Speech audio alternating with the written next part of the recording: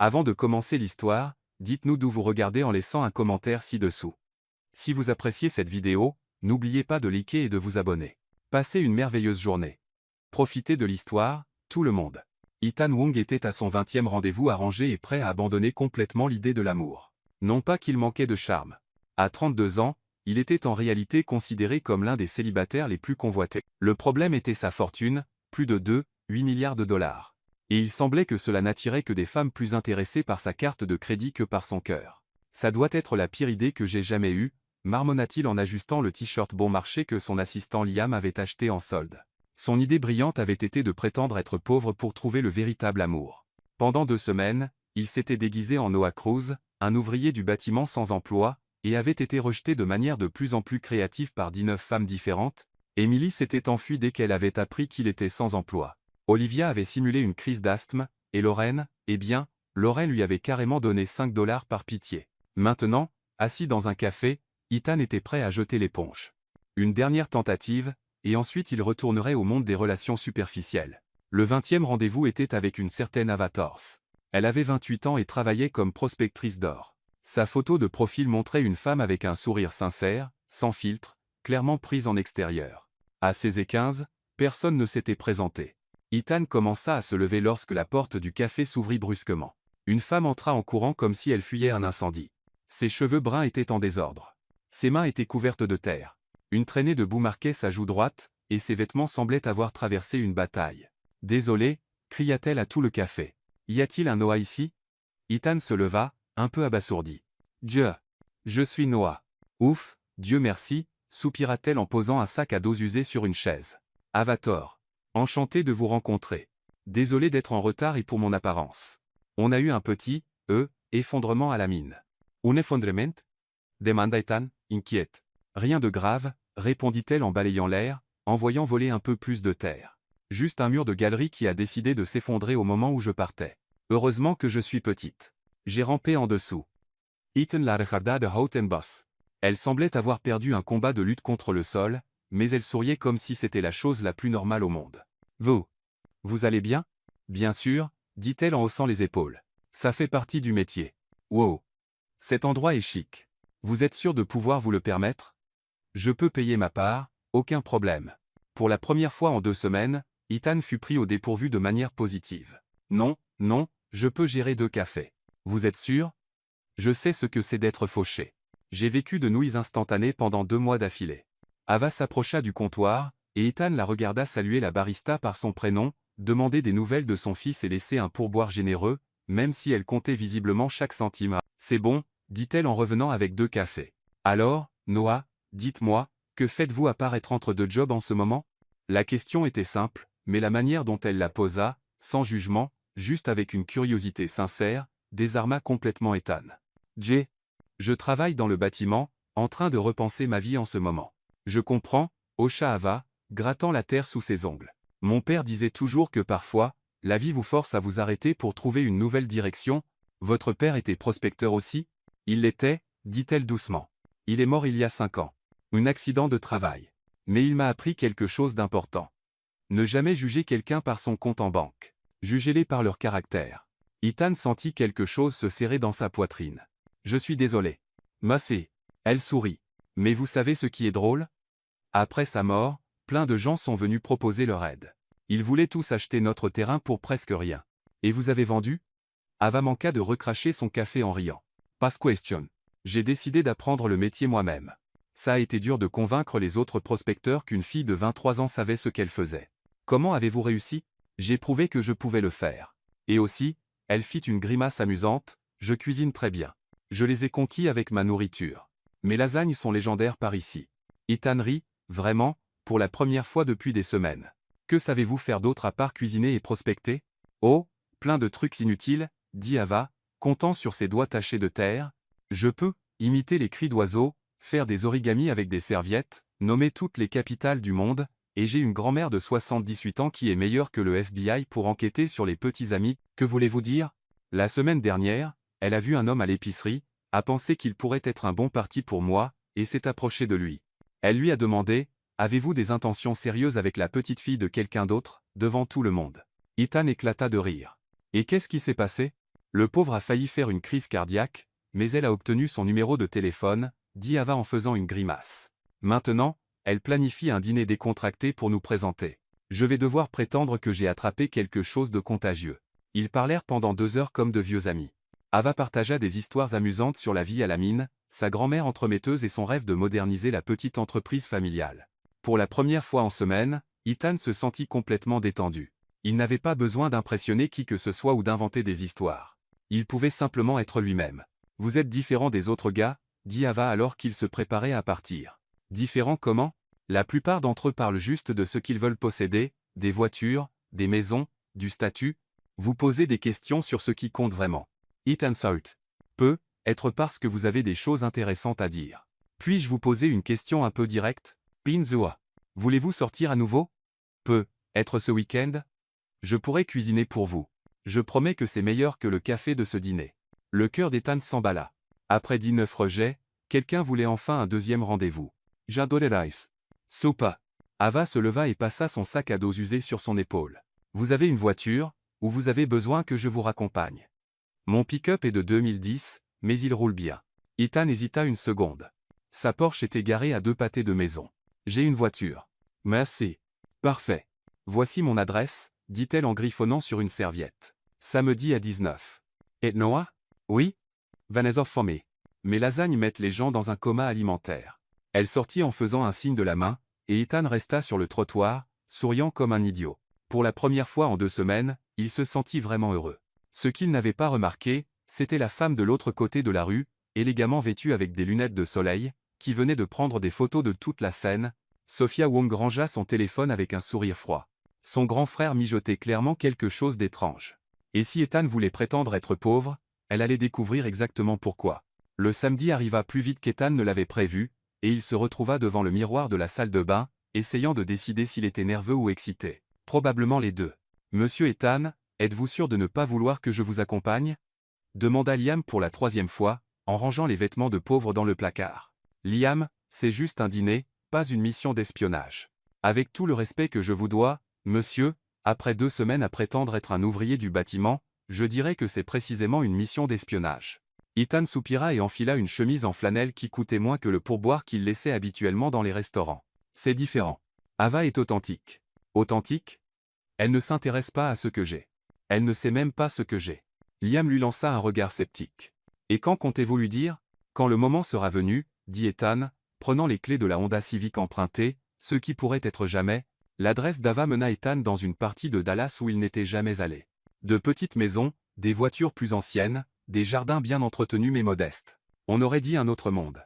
La maison d'Ava était un bungalow bleu clair avec un porche rempli de plantes. Avant qu'Ethan ne puisse frapper, elle ouvrit la porte avec un grand sourire. « Noah, pile à l'heure, » dit-elle, portant une robe fleurie simple qui la rendait encore plus belle. « Entrez, entrez. J'espère que vous aimez les lasagnes, parce que j'en ai fait assez pour nourrir une petite armée. » L'intérieur de la maison était chaleureux d'une manière que le manoir d'Ethan n'avait jamais été. Les meubles étaient vieux, mais bien entretenus. Des photos de famille tapissaient les murs, et une délicieuse odeur venait de la cuisine. « Waouh, quel endroit chaleureux !» dit Ethan sincèrement. « Merci. C'est petit, mais c'est à moi. Je l'ai hérité de ma grand-mère quand elle est partie en maison de retraite médicalisée. Elle ne pouvait plus gérer les escaliers. » Alors, Ava fit un geste vague, maintenant elle vit dans une maison de plain-pied plus près de la ville. « Vous prenez bien soin d'elle. Elle m'a élevé après la mort de mes parents. C'est le moins que je puisse faire. » Ethan se sentit idiot d'avoir jamais râlé à propos de ses propres problèmes familiaux. Pendant le dîner, ils parlèrent de tout. Ava partagea ses plans pour agrandir l'exploitation minière, introduire des technologies modernes et créer des emplois pour la communauté. « Voulez-vous connaître mon rêve fou ?» demanda-t-elle en lui servant une 2e portion de lasagne. « Je veux ouvrir une école technique ici, enseigner aux gens comment travailler avec des équipements modernes, se concentrer sur la sécurité, voire sur la gestion de base. » « Ce n'est pas un rêve fou, » dit Ethan. « C'est un rêve nécessaire. Vous pensez vraiment ? La plupart des gens disent que c'est une perte de temps, que les gens d'ici ne sont pas faits pour ça. » Ethan se sentit en colère contre ceux qui avaient dit ça. « Ces gens ont tort. Complètement tort. » Ava sourit, et Ethan réalisa qu'il tombait amoureux, vraiment, pour la première fois de sa vie. Après le dîner, ils sortirent sur le porche. Le ciel était clair, et Ava pointa les étoiles, partageant les histoires que son père lui racontait sur les constellations. « Mon père disait, les étoiles sont comme les gens, dit-elle. Certaines brillent plus fort, d'autres sont plus discrètes, mais toutes sont importantes pour rendre le ciel complet. Il semble être un homme sage. Il était aussi têtu comme une mule et chantait sous la douche si fort que les voisins l'entendaient, rit-elle. Mais c'était le meilleur homme que j'ai jamais connu. Ethan allait dire quelque chose de romantique quand son téléphone sonna. Il jeta un coup d'œil à l'écran. C'était son chauffeur. Désolé, je dois prendre cet appel. C'est mon patron. Pas de problème. Je vais chercher plus de thé. Ethan répondit à voix basse. Matteo, qu'est-ce qu'il y a? Monsieur, la réunion pour demain a été avancée à ce soir. Les investisseurs japonais ne sont disponibles que maintenant. Quelle réunion? Demanda Ethan, confus. Le projet d'expansion en Asie. 50 millions de dollars, monsieur. Ethan regarda par la fenêtre et vit Ava dans la cuisine, fredonnant en versant le thé. 50 millions semblaient bien moins importants à ce moment-là. Annulez-la ou déplacez-la à lundi. Monsieur, vous m'avez entendu. Je suis occupé. Quand Ava revint avec le thé, Ethan rangeait son téléphone. Tout va bien avec votre patron? Tout va bien. Il est seul ce soir. Ils restèrent sur le porche, à parler et rire jusqu'à presque minuit. Quand Ethan dit finalement qu'il devait partir, Ava l'accompagna jusqu'à la grille. Merci pour le week-end le plus amusant que j'ai eu depuis longtemps, dit-elle. Merci d'être vous. Ils se regardèrent un moment, et Ethan se pencha pour l'embrasser sur la joue. Au dernier moment, Ava tourna la tête, et le baiser atterrit au coin de sa bouche. Oups, rit-elle, rougissant. Oups, répéta Ethan avec un sourire. Il marchait vers sa voiture quand il entendit Ava crier, Noah, attendez. Ethan se retourna pour voir Ava courir vers lui, pieds nus. J'ai oublié de vous donner mon numéro de portable. Elle sortit un stylo de son sac et écrivit le numéro sur sa paume. Voilà. Maintenant, vous n'avez aucune excuse pour ne pas appeler. Ethan sourit et monta dans la Honda Civic, faisant un signe par la fenêtre en s'éloignant. 3 pâtés de maison plus loin, il s'arrêta à une station-service pour changer de voiture. Matteo l'attendait avec la Porsche. Comment était le rendez-vous, monsieur? Parfait, dit Ethan en changeant rapidement de vêtements. Absolument parfait. Il rangeait la chemise en flanelle quand il vit un pick-up rouge passer. Ethan regarda à nouveau et reconnut Ava au volant. Panique. Ava s'était arrêtée au feu et le regardait droit dans les yeux, descendant d'une Porsche flambant neuve, portant un costume qui coûtait probablement plus que son salaire annuel. Ethan fit un signe maladroit. Ava les fixa quelques secondes. Puis le feu passa au vert, et elle s'éloigna. Son téléphone sonna immédiatement. Salut, Noah. C'est Ava. Quelle coïncidence de te croiser à l'instant. Salut. Quelle coïncidence. Écoute, je ne veux pas être indiscrète, mais c'était toi qui sortais d'une Porsche à l'instant? Ethan paniqua et lâcha la première chose qui lui vint à l'esprit. Oh, ouais. Elle appartient à mon patron. Je suis, parfois son chauffeur personnel. Tu sais, pour gagner un peu d'argent en plus. Je vois, dit Ava, bien que son ton s'est légèrement changé. Et ton patron est un type bien? C'est un homme compliqué, très imbu de lui-même, tu sais. Riche, arrogant, pense qu'il est meilleur que tout le monde. Waouh, ça doit être dur de travailler pour quelqu'un comme ça. Ce n'est pas amusant, admis Ethan, détestant chaque mot, mais le salaire aide. Bien sûr. On se parle bientôt. C'était sympa d'avoir de tes nouvelles. Toi aussi. Ethan raccrocha et posa son front sur le volant. Un problème, monsieur? Demanda Matteo. Matteo, je viens de me traiter d'idiot arrogant devant la femme dont je suis amoureux. Stratégie intéressante, monsieur.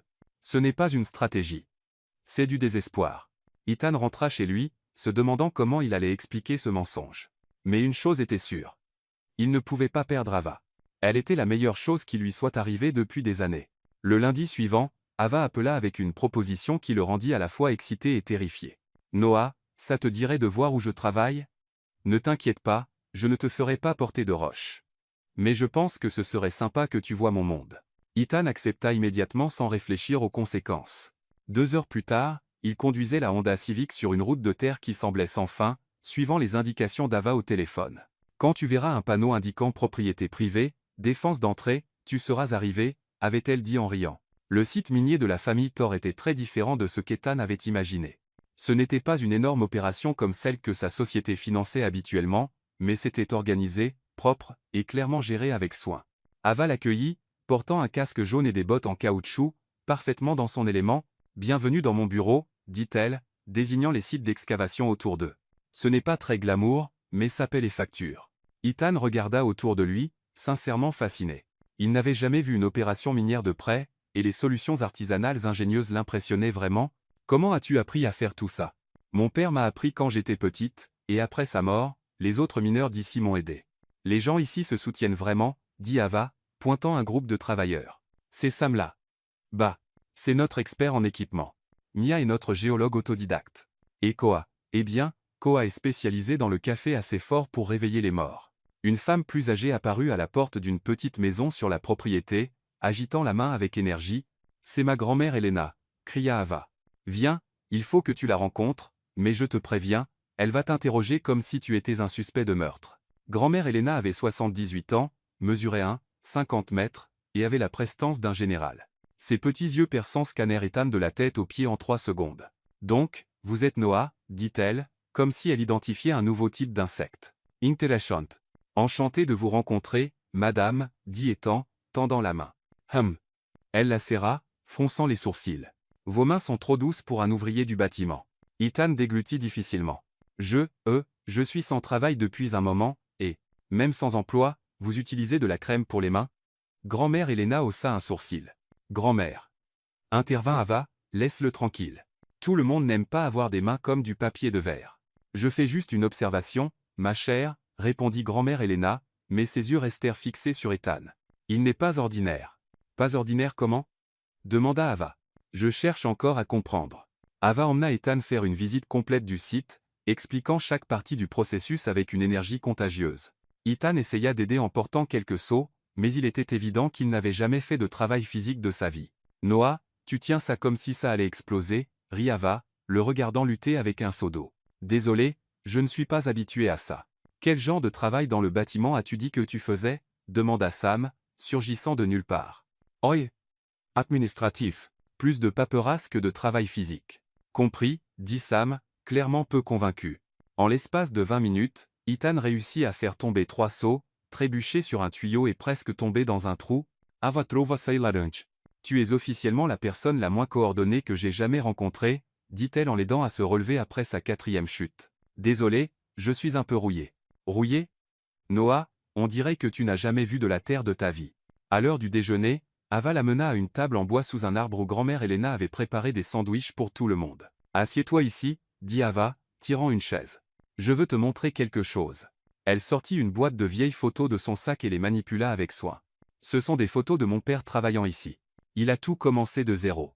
Tu sais, mes grands-parents étaient vraiment pauvres, et il a juré de donner une vie meilleure à sa famille.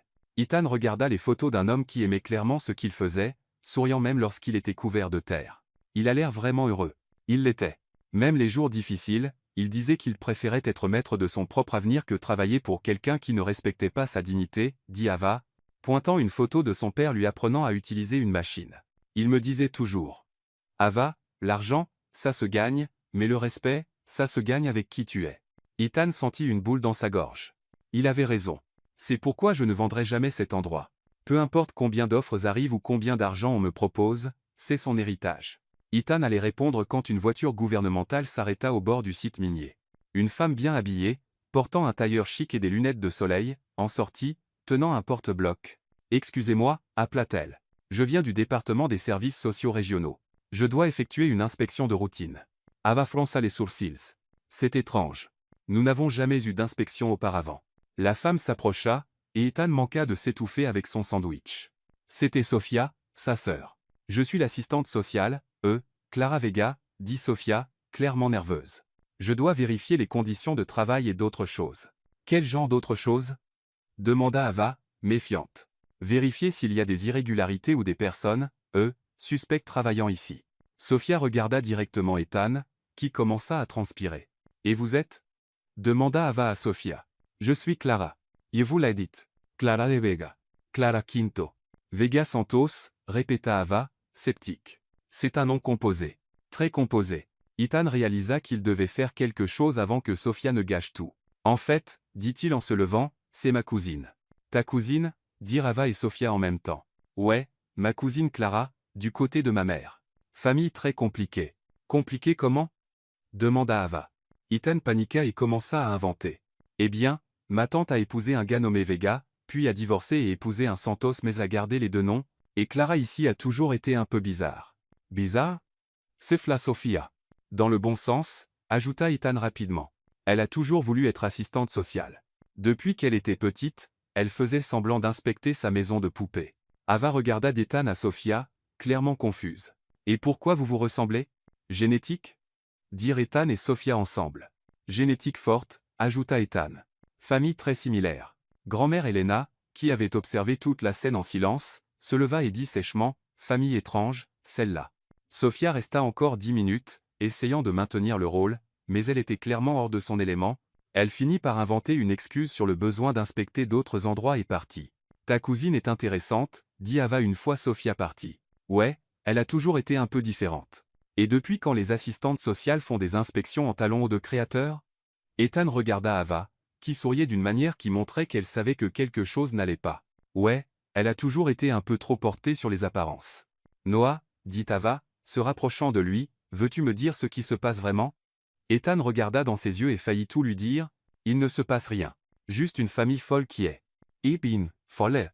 Ava l'étudia quelques secondes, puis hocha la tête. D'accord, mais sache que quand tu seras prêt à dire la vérité, je serai là. Ethan sourit, se sentant encore plus mal de lui mentir. Mais une chose était claire. Sophia avait découvert où il était, et cela ne pouvait signifier que des ennuis. Ava s'approcha et l'embrassa doucement, coupant court à sa confession. Noah, quoi que tu veuilles me dire. Ça peut attendre. Pour l'instant, je veux juste que tu saches que tu n'es pas seul, d'accord? Ethan regarda dans ses yeux et sentit quelque chose se briser dans sa poitrine. Pour la première fois de sa vie, quelqu'un l'aimait sans savoir qui il était vraiment. Ava, veux-tu être ma petite amie? Je pensais que tu ne le demanderais jamais, rit-elle, se blottissant contre son bras. Les jours suivants furent les plus heureux de la vie d'Ethan. Pour la première fois, il découvrit ce que c'était qu'une vraie relation, sans intérêt financier ou pression sociale. Ava l'emmena dans des endroits où il n'était jamais allé. Des marchés locaux, des dîners en bord de route, des festivals communautaires. Ethan découvrit la joie simple de tenir la main de quelqu'un qu'il aimait vraiment. Lors de leur premier week-end en tant que couple, Ava l'emmena pêcher dans un lac près du site minier. « As-tu déjà pêché » demanda-t-elle en préparant les cannes. « Pas vraiment » mentit Ethan. Il était allé pêcher quelques fois sur le yacht familial, mais ça ne comptait pas. « C'est relaxant. Mon père m'emmenait ici quand j'étais petite. » Ils passèrent tout l'après-midi sans attraper un seul poisson, mais Ethan s'en fichait. Il était trop occupé à regarder Ava raconter des histoires, rire de ses propres blagues et faire des remarques sarcastiques sur son manque total de compétences avec une canne à pêche. « Noah, tu tiens ça comme si c'était un serpent venimeux » rit-elle quand il faillit s'emmêler dans son propre hameçon. « Décholé. J'apprends encore. Ce n'est pas grave.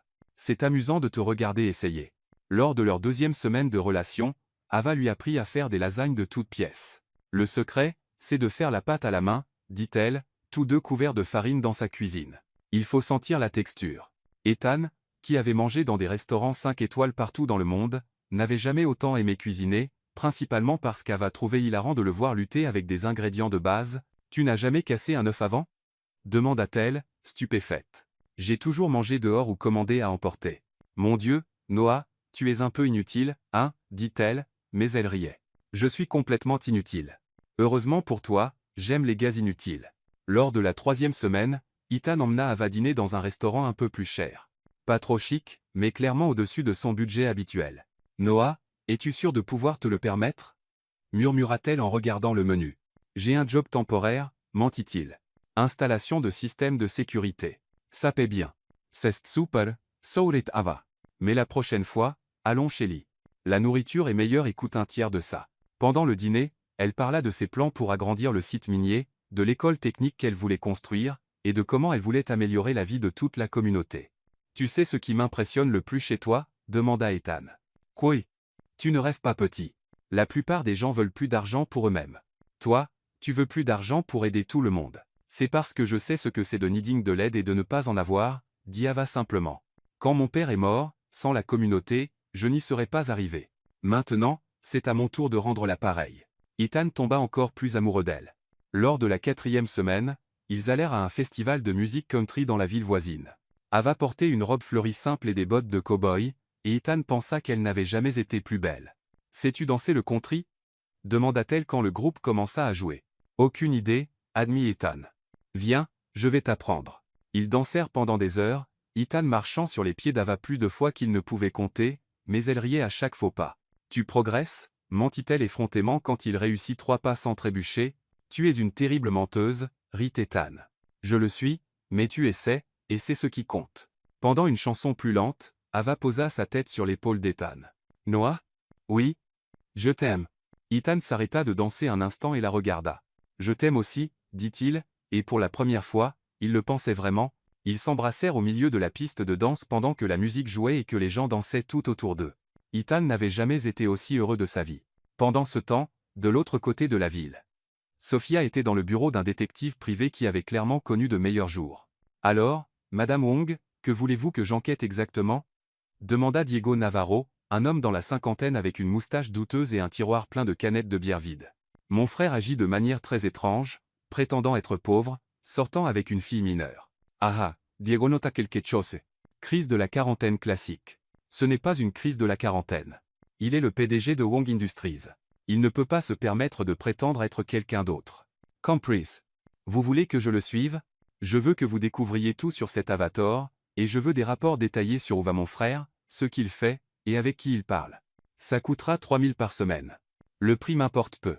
Une semaine plus tard, Sophia reçut le premier rapport de Diego. Elle l'ouvrit, s'attendant à des informations utiles, et trouva « Rapport confidentiel. Sujet, Ethan Wong. Notes hebdomadaires. Lundi, le sujet a acheté du café dans 3 endroits différents. Possible addiction à la caféine. Mardi. Le sujet est resté devant une boutique de vêtements pendant 20 minutes. Possible crise d'identité vestimentaire. Mercredi. Le sujet a parlé à un lampadaire. Possible schizophrénie. Jeudi, le sujet vu entrant dans une maison avec une femme. Activité suspecte confirmée. Vendredi, le sujet a acheté des fleurs. Très suspect. Les hommes riches n'achètent pas de fleurs. Conclusion, le sujet a clairement perdu la tête. Sophia parla Diego immédiatement. C'est quoi ce ramassis d'idiotie? Mon enquête professionnelle, madame. Vous avez écrit que mon frère a parlé à un lampadaire. Je l'ai vu de mes propres yeux. Il s'est arrêté, a parlé au poteau pendant 5 minutes, puis est parti. Il était au téléphone, idiot. Oh, fit Diego, marquant une pause. Ça fait plus de sens. Sophia raccrocha, prête à lancer son téléphone contre le mur. Quelques jours plus tard, Ava était sur le site minier, essayant de comprendre pourquoi elle se sentait étrange depuis quelques jours. D'abord, des vertiges légers au travail. Puis des nausées matinales qu'elle attribuait à quelque chose qu'elle avait mangé. Mais quand l'odeur du café, sa boisson préférée, commença à la rendre malade, grand-mère Elena posa la question qu'Ava évitait. « Ava, quand était ton dernier? Tu sais ?» Ava se figea et regarda sa grand-mère, son visage devenant pâle. « Grand-mère, tu ne penses pas. Je pense que toi et ce Noah avez passé beaucoup de temps ensemble récemment. » Ava fit le calcul dans sa tête. Ils sortaient ensemble depuis 1 mois. « Et, mon Dieu, tu ferais mieux de t'en assurer, ma chère. » Cet après-midi-là, Ava était à la pharmacie, tenant un test de grossesse avec des mains tremblantes. « Ce n'est qu'un test, » murmura-t-elle pour elle-même. Ça pourrait être négatif. Au fond, elle savait déjà la réponse. Elle connaissait trop bien son propre corps pour ne pas reconnaître les signes. En faisant la queue à la pharmacie, Ava pensa à Ethan, à Noah. Comment réagirait-il? Ils ne sortaient ensemble que depuis 1 mois. C'était bien trop tôt pour ce genre de complications. Mais en même temps, elle ne pouvait s'empêcher de sourire légèrement. Si c'était vrai, ce serait un bébé conçu avec amour, et c'était déjà plus que ce que beaucoup d'enfants avaient. Ava rentra chez elle avec le test de grossesse caché dans son sac comme si c'était quelque chose d'illégal. Grand-mère Elena était dans la cuisine, préparant du thé, et à la manière dont elle regardait sa petite fille, il était évident qu'elle savait déjà où Ava était allée. « Alors » demanda-t-elle, allant droit au but. « Je ne l'ai pas encore fait » marmonna Ava, jetant son sac sur le canapé. « Et pourquoi pas? Parce que si c'est positif, tout va changer. Et si c'est négatif, je me sentirai juste bizarre. » Grand-mère Elena arrêta de remuer le thé et regarda Ava avec cet air qui disait « Ne me raconte pas de bêtises. Ma chérie, ne pas faire le test ne changera pas la vérité. Si tu es enceinte, tu es enceinte. Ce petit bout de papier ne changera rien. Je sais, grand-mère, mais j'ai juste besoin d'un jour de plus, juste pour me préparer. » Et Noah, sais-tu que tu as des soupçons? Non, dit Ava un peu trop vite. Je veux être sûr avant de dire quoi que ce soit. Tu imagines la panique si je lui disais et que c'était une fausse alerte?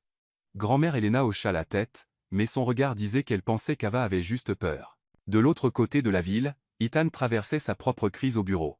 Pendant 4 semaines, il vivait un mensonge, et chaque jour, il était plus difficile de maintenir la façade. « Liam, je dois lui dire la vérité, » dit-il pour la 10e fois cette semaine. « Monsieur Ethan, avec tout le respect que je vous dois, vous dites ça depuis 2 semaines, et vous ne l'avez toujours pas fait. C'est juste. C'est compliqué. Plus j'attends, pire c'est. Comment suis-je censé expliquer que j'ai menti sur qui je suis pendant 2 mois? Être en commençant par. Ava, il y a quelque chose d'important que je dois te dire, Ethan grimaça. Ce n'est pas si simple. Puis-je vous poser une question, monsieur? Êtes-vous afraid de la perdre? Je suis terrifié, admit Ethan. C'est la première personne qui m'aime pour qui je suis, pas pour ce que j'ai. Et si elle découvre que je suis milliardaire et pense que tout était un mensonge? N'était-ce pas le cas? Ethan resta silencieux un moment. Peut-être au début, mais maintenant. Maintenant, je ne peux pas imaginer ma vie sans elle. Le téléphone sonna, interrompant la conversation. C'était Ava. Noah, es-tu libre pour dîner ce soir? Je pensais cuisiner quelque chose de spécial. Bien sûr. À quelle heure? 19 hours. Et Noah, yetem. Yetime aussi. Ethan raccrocha, souriant, mais son estomac était noué. Ce soir serait la soirée où il lui dirait tout. Ava passa tout l'après-midi à cuisiner comme si elle préparait un dernier souper. Elle prépara le plat préféré d'Ethan, un dessert, acheta même du vin mais ne le servit pas car l'odeur la rendait nauseuse. À 19 pile, Ethan arriva avec des fleurs et ce sourire qui faisait toujours fondre son cœur. « Waouh, ça sent incroyablement bon », dit-il en l'embrassant. « Qu'est-ce qu'on célèbre? Ring, Fragment. Je voulais juste faire quelque chose de spécial pour toi, mentit Ava. En vérité, elle voulait une soirée parfaite avant de potentiellement tout bouleverser. Pendant le dîner, ils étaient tous deux clairement nerveux. Ethan essayait de trouver le courage de se confesser, tandis qu'Ava luttait contre des vagues de nausées qui allaient et venaient. « Ava, il y a quelque chose que je dois te dire, » dit enfin Ethan. « Moi aussi, j'ai quelque chose à te dire, » répondit-elle en même temps. Ils rirent nerveusement tous les deux. « Fassi d'abord, dit Ethan. Non. Toi d'abord. Le tien semble plus sérieux. » Ethan prit une grande inspiration. « Ava, te souviens-tu quand on s'est rencontrés, et que je t'ai dit que j'étais Noah? Ça va? » interrompit Ava, remarquant qu'il transpirait. « Je vais bien. Pourquoi?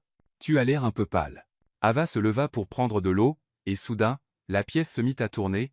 La dernière chose qu'elle vit fut le visage terrifié d'Ethan avant que tout ne devienne noir. « Ava !» cria Ethan, se précipitant au sol pour la rattraper. « Ava, réveille-toi. S'il te plaît, réveille-toi. » Avec des mains tremblantes, il prit son téléphone et appela les urgences. « Bonjour, j'ai besoin d'une ambulance. Ma petite amie s'est évanouie, et elle ne se réveille pas. » 10 minutes qui semblèrent 10 heures plus tard. L'ambulance arriva. Ethan monta avec elle, tenant sa main tout le trajet. « Est-ce qu'elle va aller bien ?» demanda-t-il aux ambulanciers toutes les 30 secondes. « Monsieur, vous devez rester calme. Nous arriverons à l'hôpital et nous découvrirons ce qui se passe. » À l'hôpital, Ethan faisait les 100 pas dans la salle d'attente comme un lion en cage. Quand le médecin sortit enfin, il lui sauta presque dessus. « Comment va-t-elle? Que s'est-il passé? Est-ce qu'elle va bien? Calmez-vous, monsieur, » dit le médecin en regardant son dossier. « Monsieur Cruz? Oui, oui. Comment va Ava? Elle va bien. Ce n'était qu'un évanouissement causé par. Eh bien, félicitations. Vous allez être parent. » Ethan resta silencieux pendant 10 secondes entières. « Que voulez-vous dire, parent? Votre petite amie est enceinte, environ 6 semaines. Les évanouissements sont fréquents, surtout si elle ne mange pas correctement ou est sous stress. »« Enceinte ?» répéta Ethan, comme s'il entendait un mot nouveau pour la première fois. « Puis-je la voir? »« Pinzua. Chambre 304. Elle est réveillée et vous attend. » Ethan monta les escaliers en courant, son cœur battant si fort qu'il pensait qu'il pourrait s'évanouir lui-même. Quand il entra dans la chambre, Ava était assise sur le lit, pâle mais souriant nerveusement. « Salut, » dit-elle doucement. « Salut, » répondit-il, s'approchant lentement d'elle. « Comment te sens-tu? Enceinte, apparemment, » dit-elle avec un rire tremblant. « Surprise. » Ethan s'assit au bord du lit et prit sa main. « Ava, yeah. Es-tu contrarié? » demanda-t-elle rapidement. « Parce que je comprendrais si tu l'étais. Nous ne sommes ensemble que depuis un mois, et, contrarié? » coupa Ethan. « Ava, je suis heureux. Terrifié, mais heureux. Vraiment? Vraiment. Je t'aime, et maintenant je vais aimer notre bébé aussi. » Ava commença à pleurer, et Ethan la prit dans ses bras, son cœur battant d'un mélange d'amour et de peur. « Noah, j'avais tellement peur de te le dire. »« Tu n'as jamais à avoir peur de me dire quoi que ce soit, » dit Ethan, caressant doucement ses cheveux. « Jamais. » Cela aurait dû être le moment où il lui disait la vérité. Mais en regardant Ava, enceinte et vulnérable dans ses bras, Ethan ne put simplement pas. Pass maintenant. De l'autre côté de la ville, Sofia était dans le bureau de Diego, obtenant enfin des informations utiles. « J'ai trouvé quelque chose d'intéressant sur votre frère, » dit Diego, posant des photos. « Il sort définitivement avec la chercheuse d'or, et plus encore, j'ai découvert qu'il utilise de faux documents. Que voulez-vous dire? Le nom Noah Cruz n'existe pas. C'est une identité totalement inventée. » Sofia ficha un sourire Freud. « Continuez, Il y a plus. J'ai eu accès à ses relevés bancaires. Au cours des 2 derniers mois, il a dépensé moins de 2 $. Pour quelqu'un qui dépense habituellement ça en une soirée, c'est très suspect. Donc, il prétend vraiment être pauvre. Exactement. Et à la manière dont elle le regarde sur ses photos, la chercheuse d'or n'a aucune idée de qui il est vraiment. Sofia se leva, satisfaite. Merci, Diego. Vous avez fait votre part. Le lendemain matin, Sofia attendait dans le bureau d'Ethan quand il entra, portant encore des vêtements froissés de l'hôpital. Sofia, que fais-tu ici? J'attends que mon grand frère explique pourquoi il prétend être quelqu'un d'autre. Ethan Sefihea. Je ne sais pas de quoi tu parles. Noah Cruz? Sérieusement, Ethan, c'est le meilleur faux nom que tu pouvais trouver? Sofia. Né. Ne me mens pas. Je sais tout. Le déguisement, la chercheuse d'or, toute la comédie. Ethan s'effondra dans un fauteuil. Comment l'as-tu découvert? Ça n'a pas d'importance. Ce qui compte, c'est que tu arrêtes cette absurdité tout de suite. Je ne vais pas le faire. Si, tu vas le faire. Parce que si tu ne le fais pas, je lui dirai qui tu es vraiment. Tu ne ferais pas ça. Sofia afficha un sourire Freud. Et c'est moi. Tu as 48 heures pour rompre avec elle et revenir à la réalité, sinon je lui dirai tout. Sofia, tu ne comprends pas. Je l'aime. Tu aimes l'idée d'elle. Mais elle? Elle est amoureuse d'un homme qui n'existe pas. Ce n'est pas vrai, n'est-ce pas? Alors dis-lui qui tu es vraiment. Appelle-la maintenant et dis-lui que tu es milliardaire. Voyons combien de temps cet amour véritable dure. Ethan resta silencieux car, au fond, il savait que Sofia avait un point. Ava était tombée amoureuse de Noah Cruz, pas d'Ethan Wong. Tuesday has 48 years, Ethan. Choisis l'entreprise familiale ou une fantaisie qui finira tôt ou tard. Sofia sortit, laissant Ethan seul avec la décision la plus difficile de sa vie. Et maintenant, il y avait un bébé en jeu. Sofia ne perdit pas de temps. En 24 heures, elle mit en œuvre le plan le plus cruel qu'elle ait jamais conçu. Utilisant des contacts dans les médias et des experts en montage numérique, elle créa de fausses preuves qui semblaient totalement réelles. Des photos d'Ethan à des événements sociaux furent modifiées pour montrer une femme blonde élégante à ses côtés, de faux documents légaux montrant des fiançailles officielles entre Ethan Wong et Charlotte Bennett, la fille d'un magnat du pétrole, même des articles de potins inventés sur le mariage de l'année prévu dans 6 mois. Tout était parfaitement monté, totalement crédible, complètement faux. Le mercredi matin, Emma, l'assistante de Sofia, se présenta sur le site minier, déguisée en journaliste, portant un appareil photo et un dossier plein de preuves. « Avators », dit-elle en s'approchant, « je suis Rachel Morales du magazine Social Dallas. J'ai besoin de vous parler d'Ethan Wong. » Ava, qui organisait du matériel, sembla confuse. « Je ne connais aucun Ethan Wong. »« Bien sûr que si », dit Emma avec un sourire froid. « Vous le connaissez sous le nom de Noah Cruz. » Le sang d'Ava se glaça. « J'ai des informations que vous pourriez vouloir savoir sur l'homme avec qui vous sortez. » Sofia ouvrit le dossier et lui montra les photos modifiées. Ethan en smoking coûteux, serrant une femme magnifique dans ses bras, clairement à des événements mondains. Voici votre petit ami, Ethan Wong, PDG de Wong Industries. Fortune estimée à 2,8 milliards de dollars. Ava prit les photos avec des mains tremblantes. Si. Ce n'est pas possible. Et il y a plus, dit Emma, lui montrant les faux documents. Il est fiancé depuis 2 ans. Le mariage est prévu pour décembre. Vous mentez, dit Ava, bien que sa voix manquait de conviction. Pourquoi mentirais-je? Regardez les photos. C'est lui, n'est-ce pas? Ava regarda à nouveau. C'était Ethan. Aucun doute là, dessus. Mais pas les temps qu'elle connaissait. C'était un homme d'un monde complètement différent, vivant une vie complètement différente. Il m'a dit qu'il était un ouvrier du bâtiment sans emploi. On dirait qu'il a menti. La question est, sur quoi d'autre a-t-il menti? 2 heures plus tard, Ava se tenait devant la porte d'Ethan, tenant les photos, la poitrine serrée d'un mélange de colère et de chagrin. Quand il ouvrit la porte, souriant comme il le faisait toujours en la voyant, elle explosa.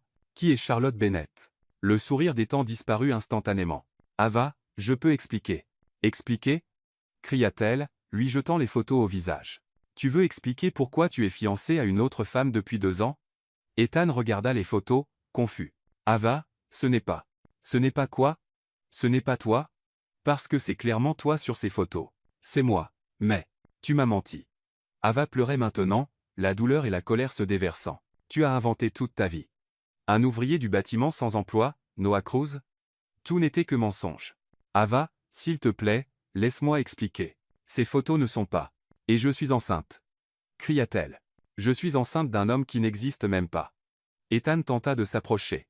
Ava, s'il te plaît, écoute. Non. Ella recula. Ne me touche pas. Tu es fiancé à quelqu'un d'autre. Tu m'as caché toute une vie. Je ne suis pas fiancé. Ces photos sont fausses. Fausses? Ava rit amèrement. Bien sûr, tu dirais ça. Quoi d'autre est faux? Tes sentiments pour moi aussi? Jamais, cria Ethan en retour. Mes sentiments sont la seule chose réelle dans tout ce désastre. Comment suis-je censé croire quoi que ce soit que tu dis? Tu as menti sur tout. Ava commença à marcher vers son pick-up, Ethan la suivant. Ava, s'il te plaît, laisse-moi expliquer. Ces photos ont été modifiées. Yana Yamais. Assez, Ethan. Elle s'arrêta et le regarda, les larmes aux yeux. Unoa, ou quel que soit ton vrai nom. Je ne peux plus supporter les mensonges. Je m'appelle Ethan, et je suis le même homme que tu aimes. Tu pensescha. Avarit tristement. Parce que l'homme que j'aime n'a jamais existé. Tout était une invention de ta part. Elle monta dans le pick-up, et Ethan tapa à la fenêtre. Ava, s'il te plaît, pense à notre bébé. Ava baissa la fenêtre juste un peu. Notre bébé grandira en connaissant la vérité, contrairement à sa mère, qui a été assez folle pour croire aux contes de fées. Elle s'éloigna, laissant Ethan seul dans la rue, le cœur brisé. Sophia avait tout observé de loin, souriant avec satisfaction. Quand Ethan rentra chez lui, elle l'attendait dans le salon. On dirait que tu n'auras pas besoin des 48 heures complètes, dit-elle calmement. C'est toi qui as fait ça. Cria Ethan. Tu es placé ces fausses photos. J'ai juste accéléré l'inévitable. Elle aurait fini par le découvrir. Sophia, tu as détruit la seule bonne chose que j'avais dans ma vie. J'ai sauvé notre entreprise de la honte d'avoir un PDG marié à une chercheuse d'or sans éducation. Ethan regarda sa sœur avec tant de haine qu'elle recula. Sais-tu ce que tu viens de faire, dit-il, sa voix dangereusement calme. Tu viens de perdre ton frère. Ethan, ne sois pas dramatique. Je démissionne de l'entreprise, de l'héritage, de tout, et je passerai le reste de ma vie à essayer de reconquérir la femme que j'aime. Tu ne peux pas faire ça. Si, je peux, et je le ferai. Ethan monta à l'étage, laissant Sophia seule, réalisant lentement que sa soi-disant victoire pourrait avoir coûté bien plus qu'elle ne l'avait jamais imaginé. Ethan ne dormit pas pendant 3 jours. Après avoir officiellement démissionné de Wong Industries, plongeant Sophia dans une panique totale, il fit ses valises et se rendit directement dans la communauté minière où vivait Ava. Mais lorsqu'il arriva, il était clair qu'il n'était pas le bienvenu. « Tu es l'idiot qui a menti à notre Ava », dit Sam, se tenant devant l'entrée, les bras croisés. « Sam, j'ai besoin de lui parler. J'ai besoin d'expliquer. » « Expliquer quoi? Que tu es un riche menteur qui a joué avec son cœur ?» Ethan regarda autour de lui et vit que d'autres travailleurs avaient rejoint Sam. Ils le regardaient tous avec hostilité. « S'il vous plaît, juste 5 minutes. Tu n'es pas le bienvenu ici, » dit Mia, la géologue. « Ava a pleuré pendant 2 jours à cause de toi. Elle nous a tout raconté. Elle a dit que l'homme qu'elle aimait n'existait même pas. Que tout était un mensonge.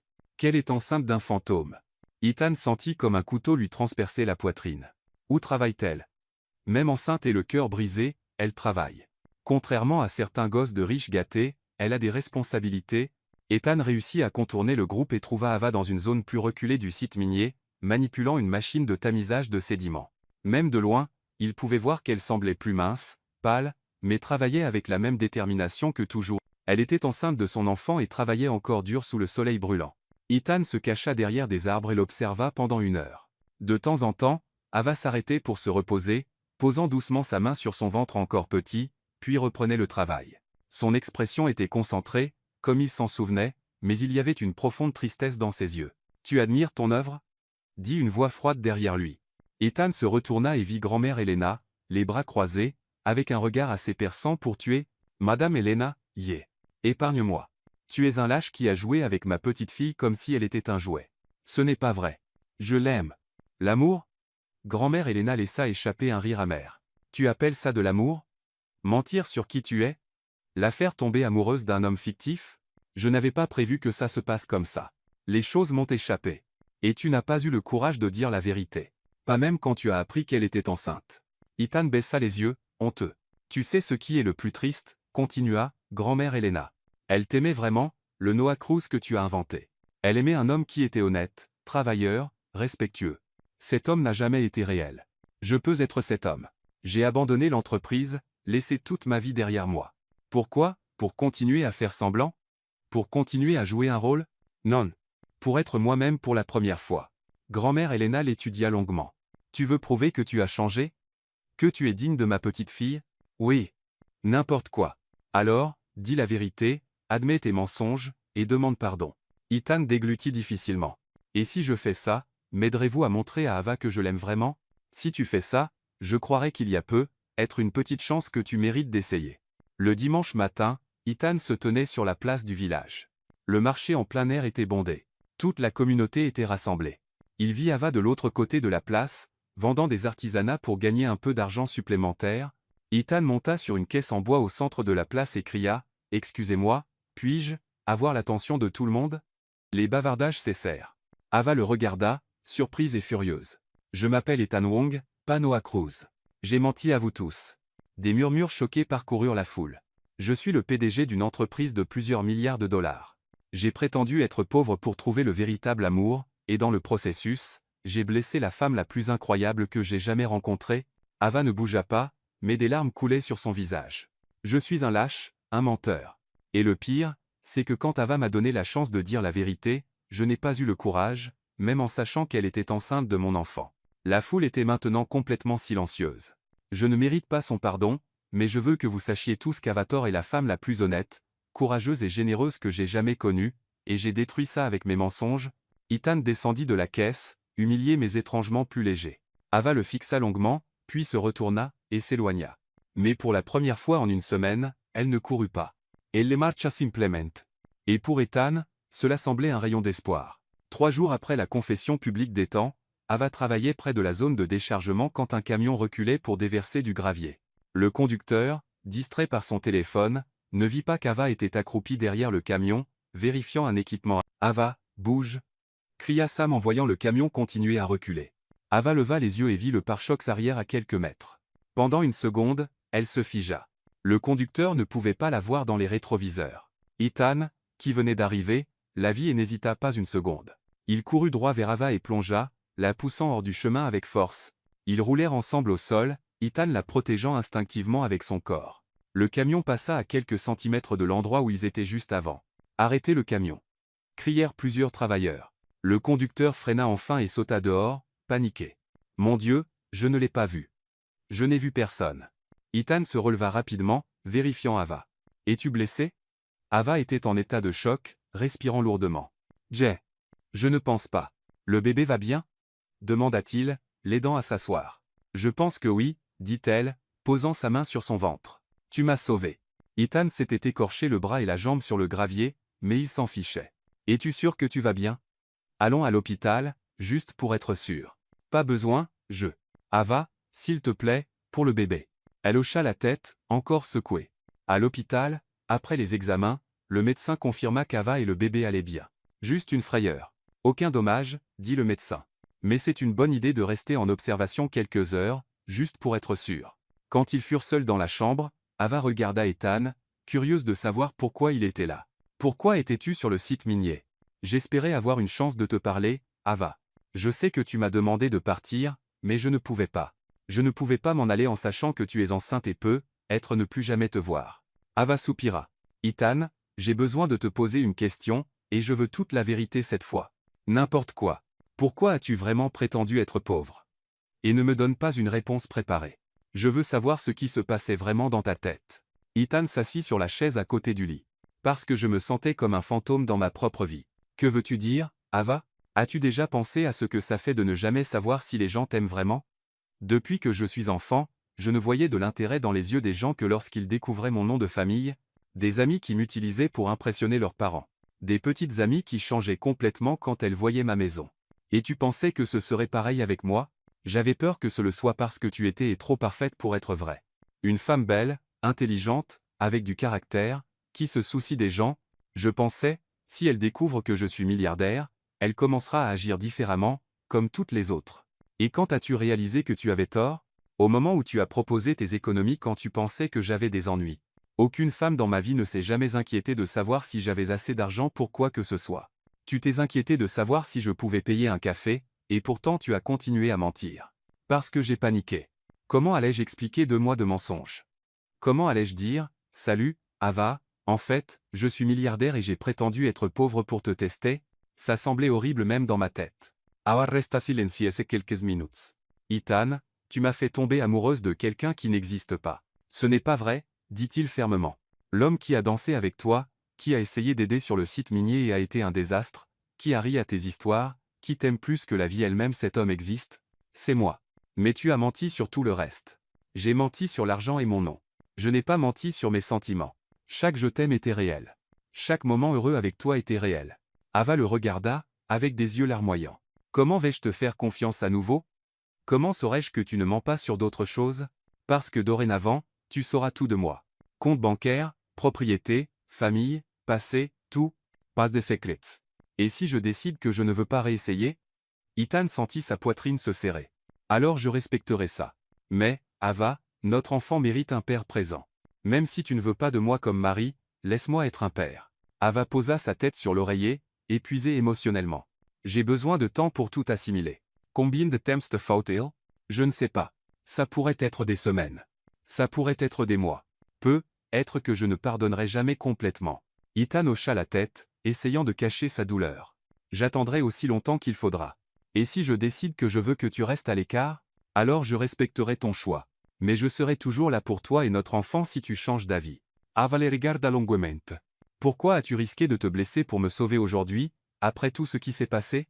Parce que je t'aime, dit Ethan simplement. Et parce que je préférais mourir plutôt que de voir quoi que ce soit arriver, à toi ou à notre bébé, même en sachant que tu pourrais ne jamais me pardonner. Mon amour pour toi ne dépend pas de ton amour pour moi. Ava ferma les yeux, des larmes coulant silencieusement. Ethan. J'ai besoin que tu partes maintenant. J'ai besoin d'être seul pour réfléchir. Ava? Oui? Merci de m'avoir donné la chance de dire la vérité. Et je suis désolé pour tout. Je sais, murmura-t-elle. Je suis désolé aussi, pour nous deux. Ethan quitta la chambre avec le cœur brisé mais sachant qu'il avait enfin été complètement honnête avec la femme qu'il aimait. 2 semaines après l'accident, Ethan prit la décision la plus radicale de sa vie. Il rencontra ses avocats et, contre tous les conseils, signa des documents qui changeaient tout. Monsieur Wong. Êtes-vous sûr de ça? Demanda Dr. Carter, son avocat depuis 15 ans. Une fois que vous aurez signé, il n'y aura pas de retour en arrière. Je suis absolument sûr, dit Ethan, paraphant la dernière page. Je veux que 80% de ma fortune aille à un fonds pour les communautés défavorisées, en mettant particulièrement l'accent sur l'éducation technique et le développement rural. Et les 20% restants restent dans un compte séparé pour l'éducation de mon fils. Ava le gérera jusqu'à ce qu'il ait 18 ans. Et votre sœur? Elle n'acceptera pas ça sans rien dire. Sophia a déjà montré de quoi elle est capable. Je suis prêt à affronter les conséquences. La nouvelle fit l'effet d'une bombe dans les médias d'affaires de Dallas. L'héritier milliardaire abandonne sa fortune, Ethan Wong donne des milliards à des œuvres caritatives. Le PDG abandonne l'empire familial. Sophia vit la nouvelle dans le bureau de Wong Industries et explosa de colère. Il a complètement perdu la tête. Cria-t-elle aux avocats de l'entreprise. Je dois l'arrêter avant qu'il ne détruise tout ce que notre famille a construit. Madame Wong, techniquement, il a le droit légal de faire cela. Il n'est pas mentalement apte. Interrompit Sophia. Intenter une action en justice contestant sa santé mentale. Personne de sain d'esprit ne donne des milliards à une mineure. Dr. Thompson, l'avocat principal de l'entreprise, hésita. Sophia. C'est risqué. Si nous perdons, nous ne perdrons pas. Rassembler des preuves. Comportement erratique, mensonge, prétendre être quelqu'un d'autre pendant des mois. N'importe quel juge verra qu'il n'était pas en état de prendre des décisions financières. Ava entendit la nouvelle à la télévision. Elle était dans la cuisine de sa grand-mère Elena, buvant du thé, quand les informations locales commencèrent à parler d'Ethan. Dans une décision surprenante, l'homme d'affaires Ethan Wong a annoncé aujourd'hui qu'il donne la majeure partie de sa fortune à des projets sociaux axés sur l'éducation et le développement rural, dit le reporter en montrant des images. D'Ethan quittant le cabinet d'avocat. Ava faillit lâcher sa tasse. Grand-mère, tu vois ça? Grand-mère Elena s'approcha du téléviseur. Ce garçon est vraiment devenu fou d'amour pour toi. Wong a déclaré que le fonds serait principalement utilisé pour construire des écoles techniques dans les communautés pauvres, exactement le genre de projet dont son ex-petite amie Avator a toujours rêvé de développer, continua le reporter. Ava sentit sa poitrine se serrer. Ethan donnait littéralement sa fortune pour réaliser ses rêves. Des sources proches de la famille révèlent que la sœur de Wong, Sophia, conteste la décision en justice, invoquant l'incompétence mentale. Il va tout perdre, murmura Ava. Non, dit grand-mère Elena avec sagesse. Il a déjà perdu ce qui comptait le plus pour lui. Maintenant, il essaie de faire quelque chose qui en vaut la peine. Dans les jours qui suivirent, l'affaire judiciaire devint un cirque médiatique. Sophia présenta des preuves du comportement erratique d'Ethan, mensonges sur son identité, abandon de l'entreprise, décisions financières irrationnelles. Ethan ne contesta rien. Il se présenta au tribunal, portant des vêtements simples, sans avocat coûteux, se défendant lui-même. Votre honneur, dit-il au juge, Je sais que mes actions peuvent sembler irrationnelles pour ceux qui valorisent l'argent au-dessus de tout, mais pour la première fois de ma vie, je prends des décisions basées sur ce qui est juste, pas sur ce qui est rentable. Monsieur Wong, demanda le juge, êtes-vous conscient que vous abandonnez des milliards de dollars? Je le suis, et je le referai. L'argent ne m'a jamais rendu heureux. J'espère qu'il pourra apporter dignité et opportunité aux gens qui le méritent vraiment. Ava regarda tout à la télévision, pleurant. Grand-mère Elena était assise à côté d'elle, observant sa petite fille. Il fait ça pour toi, tu sais, dit l'aîné doucement. Il se détruit pour moi, répondit Ava. Non, il s'est reconstruit. Il devient l'homme que tu as vu en lui dès le départ. Mais, grand-mère, et si je ne peux pas lui pardonner? Et s'il est trop tard? Grand-mère Elena se tourna vers Ava avec ce regard sage que seules les personnes âgées ont. Ma chère, en mes 78 ans, j'ai appris une chose. Le véritable amour est rare. Plus rare que l'or, plus précieux que les diamants. Ce garçon donne littéralement tout ce qu'il a pour prouver qu'il t'aime. Mais il m'a menti. Oui, il a menti, et il en paie le prix. Mais regarde-le maintenant, grand-mère Elena pointa la télévision. Il risque tout, tient tête à sa propre famille, est humilié en public. Ce n'est pas le comportement d'un menteur. C'est le comportement d'un homme amoureux, qui essaie de réparer ses erreurs. Ava toucha son ventre, où le bébé grandissait. Que penses-tu que je devrais faire, grand-mère? Je pense que tu devrais aller lui parler. Pas pour pardonner tout de suite, mais pour voir de tes propres yeux qui il est devenu. Ce bébé mérite de connaître son père. Et tu mérites une réponse honnête sur si tu aimes encore cet homme. Ava soupira, sachant que sa grand-mère avait raison. Et s'il est trop tard? Et s'il abandonne avec moi? Grand-mère Elena sourit. Ma chère, as-tu vu cet homme à la télévision? Il n'abandonnera pas avec toi. Pas même s'il vit 100 ans. La question n'est pas s'il t'aime encore. La question est si tu l'aimes encore. Ava ferma les yeux, sentant le bébé bouger en elle. Au fond, elle connaissait déjà la réponse. La question était si elle avait le courage de l'admettre. Ava conduisit 3 fois jusqu'à la maison d'Ethan avant d'avoir enfin le courage de sonner à la porte. Elle était enceinte de 4 mois, et son ventre commençait à se voir sous la robe simple qu'elle portait. Ethan ouvrit la porte et, pendant un moment, resta silencieux, comme s'il ne pouvait pas croire qu'elle était là. Ava, dit-il doucement, comme s'il avait peur qu'elle disparaisse. Salut, Ethan. Puis-je entrer? Nous devons parler. Bien sûr, il recula rapidement, nerveux. Veux-tu de l'eau, du thé, quelque chose à manger? Je vais bien. Ava entra et regarda autour d'elle. Le manoir qui l'intimidait autrefois semblait maintenant juste une maison vide et froide. J'ai regardé le procès à la télévision. Oh, fit Ethan Engirmachant. Ça a dû être gênant à regarder. En fait, c'était courageux. Ava s'assit sur le canapé du salon. Tu as tout abandonné. Pas tout. J'ai encore assez pour vivre confortablement. Et j'ai mis de l'argent de côté pour notre fils. Ethan, tu n'avais pas à faire ça. Pas à cause de moi. Je ne l'ai pas fait pour toi. Il s'assit dans le fauteuil en face d'elle, gardant une distance respectueuse. Je l'ai fait pour moi. Pour la première fois de ma vie, j'ai utilisé mon argent pour quelque chose qui compte vraiment. Ava l'étudia. Il semblait différent. Plus mince, avec des cernes sous les yeux. Mais il y avait quelque chose dans ses yeux qu'elle n'avait jamais vu auparavant. Peut être de la paix. Comment fais-tu? Demanda-t-elle. Mieux que je ne le pensais. C'est étrange, mais je me sens libre sans le poids de l'entreprise, des attentes, de l'argent. Pour la première fois, je peux juste être moi. Et qui es-tu sans tout ça? Ethan sourit tristement. Je suis encore en train de le découvrir, mais j'espère être quelqu'un digne d'être le père de notre bébé. Awa tucha son bentre sansi penser. Ethan, je ne suis pas venu ici pour me remettre avec toi. Je sais. Je suis encore blessé. J'ai encore peur de faire confiance à nouveau. Ya comprends? Mais, hésita Ava, notre fils mérite de connaître son père.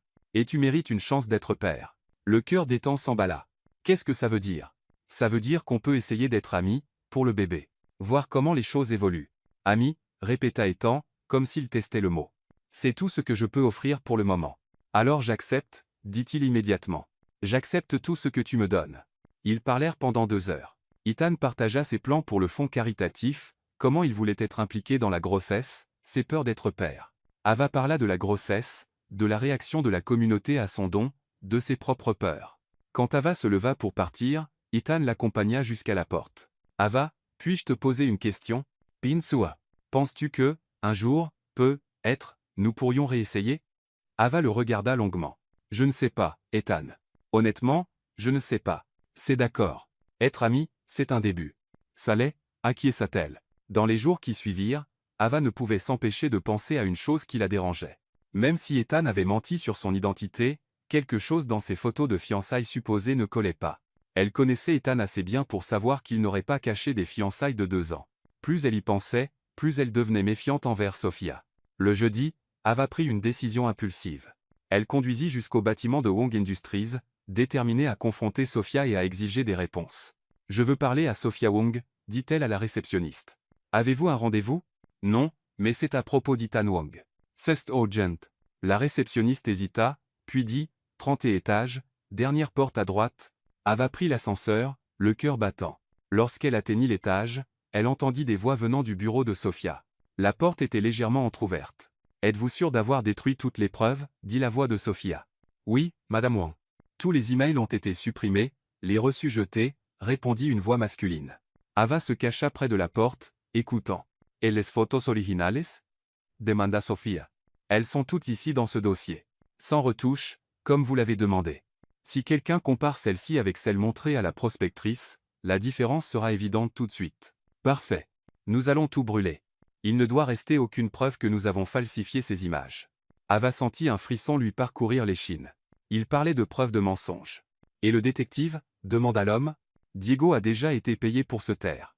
Et la femme que nous avons engagée pour prétendre être Charlotte Bennett, sur les photos aussi, pensez-vous qu'Ethan pourrait découvrir quelque chose ? Pas si nous détruisons tout aujourd'hui. Pas de preuves, c'est sa parole contre la mienne. » Ava entendit des pas se rapprocher de la porte. Elle se cacha rapidement derrière une colonne dans le couloir. Sophia sortit avec un homme en costume, portant un dossier marron. Ils se dirigèrent vers les ascenseurs, parlant à voix basse. Ava attendit qu'ils disparaissent, puis entra dans le bureau de Sophia.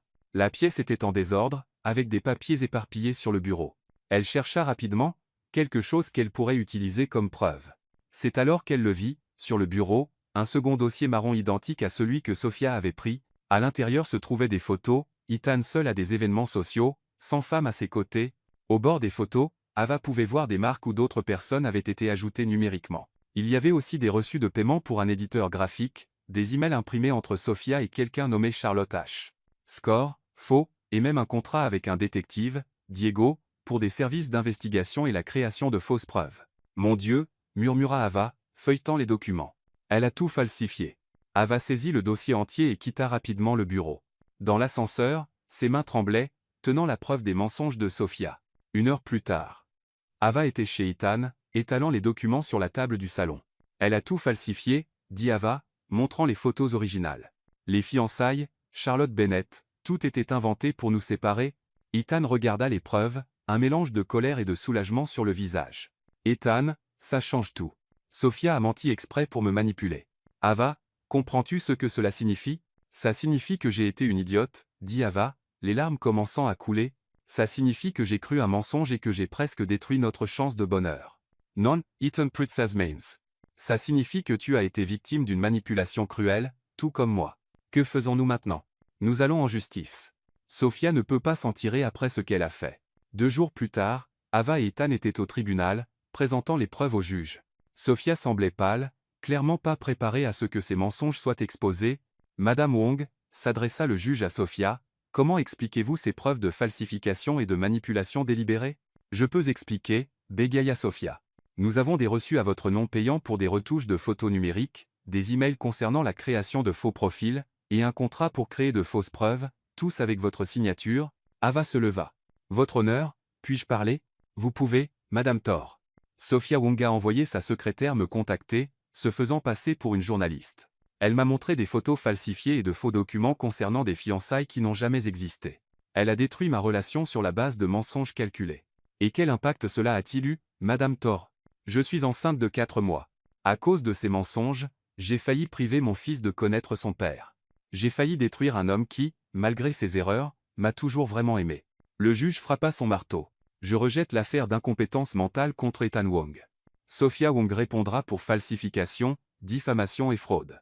Sophia quitta la salle d'audience en détention, son plan s'effondrant enfin.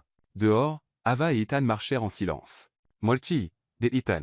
Pour avoir trouvé la vérité, pour m'avoir défendu. Ava s'arrêta et le regarda. Ethan, j'ai encore besoin de temps pour tout assimiler, mais maintenant je sais que tu ne m'as jamais trahi. Je sais que Sophia était derrière tout ça. Et est-ce que ça change quelque chose? Ava toucha son ventre. Oui. Notre enfant mérite des parents qui s'aiment. Et tiens, chez Time Core. Ethan sentit les larmes monter. Ava, Mais allons-y doucement, d'accord? Un pas à la fois. Autant de pas que tu veux, acquiesça Ethan.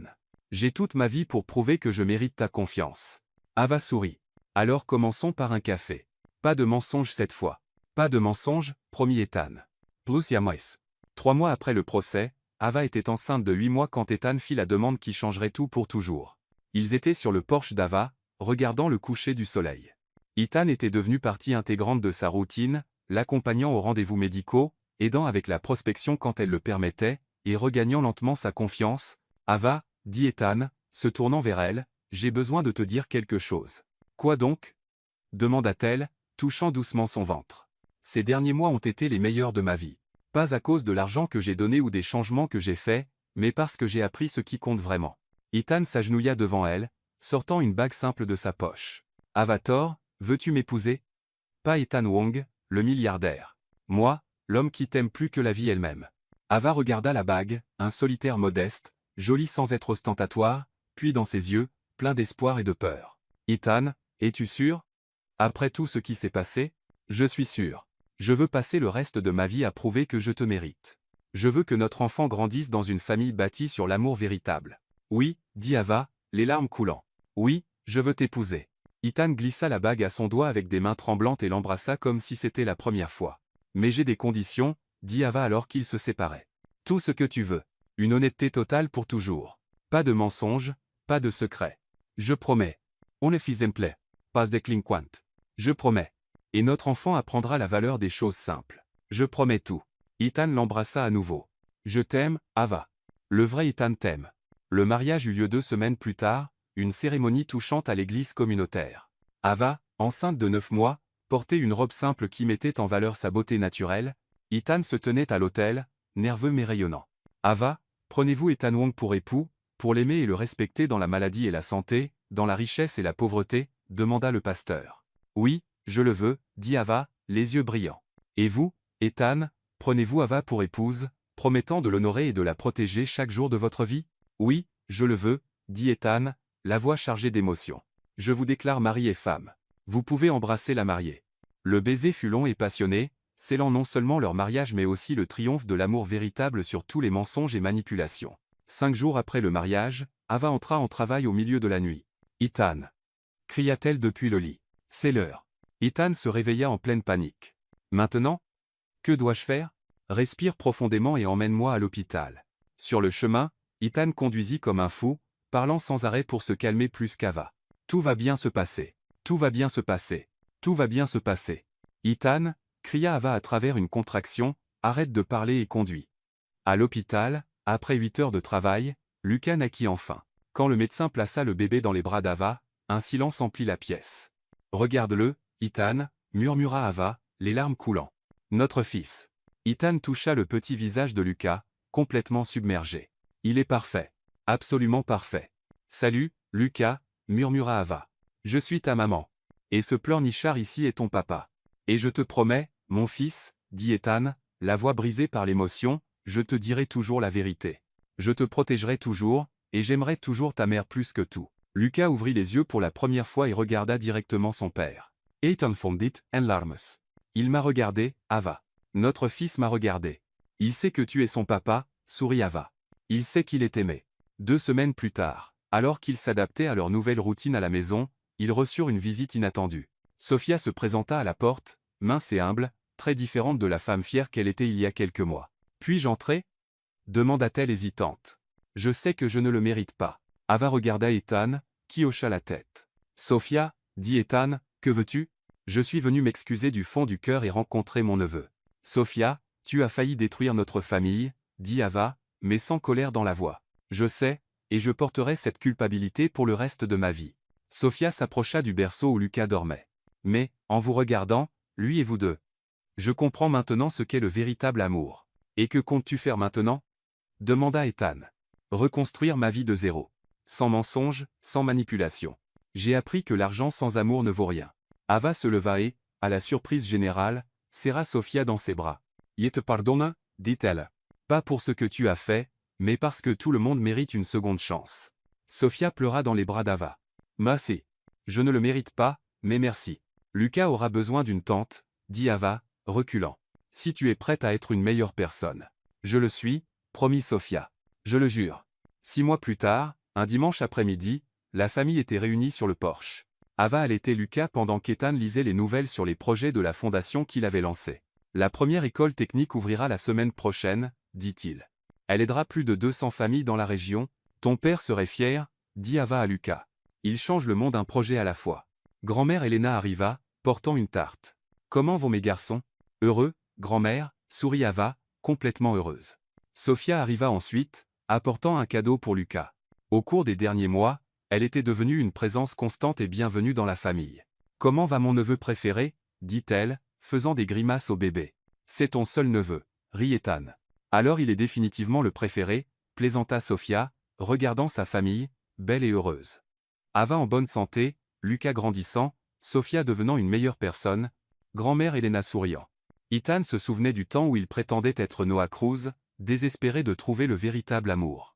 À quoi penses-tu? Demanda Ava, remarquant son regard distant. Je pense que ça en valait la peine, dit Ethan. Chaque mensonge, chaque douleur, chaque erreur, tout cela en valait la peine pour arriver ici. Même les mauvaises parties, surtout les mauvaises parties, elles m'ont appris la valeur de ce que j'ai maintenant. Ava se pencha et l'embrassa doucement. Je t'aime, Ethan Wong. Le vrai Ethan Wong. Et je t'aime, Ava Wong, répondit-il. Pour toujours. Lucas choisit ce moment pour donner son premier petit rire, comme s'il comprenait qu'il faisait partie de la plus belle histoire d'amour du monde. Et ainsi, sur un simple porche d'une maison simple, avec une famille qui avait failli être détruite par des mensonges mais reconstruite avec la vérité, Ethan trouva enfin ce qu'il avait toujours cherché, le véritable amour, le bonheur authentique, et la certitude que parfois, il faut tout perdre pour découvrir ce qui compte vraiment.